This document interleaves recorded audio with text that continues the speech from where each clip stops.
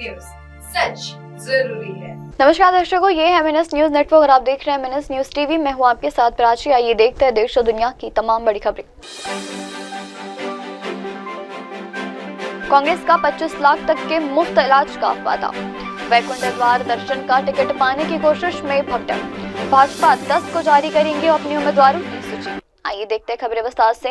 कांग्रेस का 25 लाख तक के मुफ्त इलाज का वादा। नई दिल्ली में कांग्रेस के दिल्ली विधानसभा चुनाव के मद्देनजर में बुधवार को जीवन रक्षक योजना की घोषणा की गई। इसके तहत कांग्रेस ने सत्ता में आने पर दिल्ली के लोगों को 25 लाख रुपए का मुफ्त इलाज करने की बात कही। इस योजना से सभी निजी अस्पताल शामिल होंगे। कांग्रेस के वरिष्ठ नेता और राजस्थान के पूर्व मुख्यमंत्री अशोक गहलोत ने इस योजना का ऐलान करते हुए कहा कि यह दिल्ली में स्वास्थ्य क्षेत्र के लिए क्रांतिकारी साबित होगी। दिल्ली विधानसभा चुनाव में कांग्रेस की यह दूसरी गारंटी है। इससे पहले उनकी प्यारी दीदी योजना भी घोषणा में आई थी। इसके तहत उनसे दिल्ली की पात्र महिलाओं को 2500 रुपए देने की बात कही थी। गहलोत ने दिल्ली के चलते प्रदेश कांग्रेस कमेटी के कार्यालय में मीडिया से बातचीत करते हुए कहा, दिल्ली में कांग्रेस की सरकार बनने की संभावना बढ़ रही है। मेरा मानना है कि यह देश के लिए बहुत जरूरी है। गहलोत ने आगे कहा कि प्रास्ताविकता योजना दिल्लीवासियों की स्वास्थ्य देखभाल संबंधित आवश्यकताओं को पूरा करने के लिए पार्टी की प्रतिबद्धता को दर्शाती है। उन्होंने कहा, दिल्ली के कांग्रेस ने जीवन रक्षक योजना को अपने घोषणा पत्र में शामिल करने का निर्णय लिया था।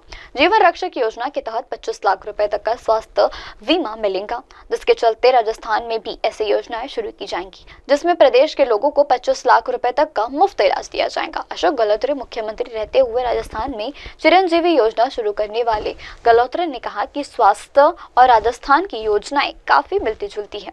इसमें किसी न किसी को बांधकर नहीं रखा है। तब तक दिल्ली में कांग्रेस की सरकार बनने पर इसी तर्ज पर योजनाएं शुरू करने की बात कही गई थी। बढ़ती अगली खबर की ओर। वैकुंठ द्वारा दर्शन के चलते टिकट पाने की कोशिश में भगदड़। तिरुपति के चलते स्थित भगवान वेंकटेश्वर स्वामी मंदिर में बुधवार रात भगदड़ मचने से कम 6 श्रद्धालुओं की मौके पर मौत हो गई।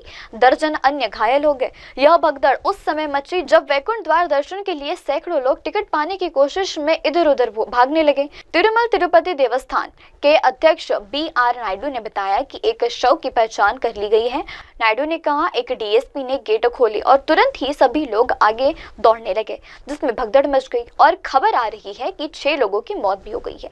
पुलिस द्वारा कुछ महिलाएं श्रद्धालुओं को PCR के लिए भेजा गया है और घायल व्यक्तियों को एम्बुलेंस में ले जाने का वीडियो भी सामने आया था। देश भर के सैकड़ों तिरुपति भगवान के वेंकटेश्वर स्वामी मंदिर के बुधवार रात मची भगदड़ के बाद भीड़ को नियंत्रित पाया गया। श्रद्धालुओं ने 10 जनवरी से शुरू होने वाले 10 दिवसीय वैकुंठ द्वार दर्शन के लिए यहाँ आए।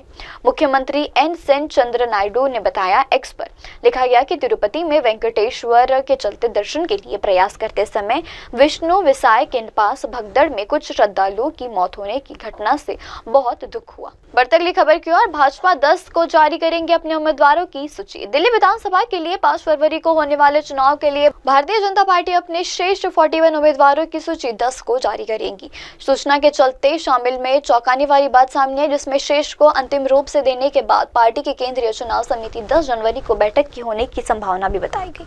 भाजपा नेतृत्व के शीर्षक नेता पिछले 10 सालों से सत्ता पर काबिल सत्ता विरोधी लहर का सामना कर रही है। आम आदमी पार्टी के खिलाफ अब महिला नेता को उतारने पर विचार कर रहे हैं।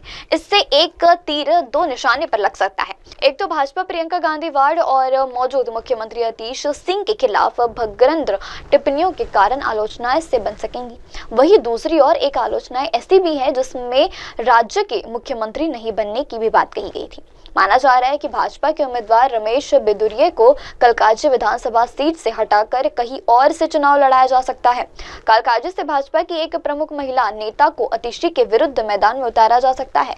इनमें से मौजूद भाजपा लोकसभा सांसद बासुरी स्वराज और पूर्व केंद्रीय मंत्री स्मृति ईरानी की नाम चर्चा में है। वक्त चाहे दर्शकों ब्रेक का। ब्रेक लौटने के बाद देखेगा देश और दुनिया की तमाम बड़ी खबरें। बने रहिए MNS न्यूज टीवी पर। नमस्कार। नमस्ते, मैं हूँ वैशाली माड़े और आप देख रहे हैं MNS न्यूज। देखते रहिए MNS।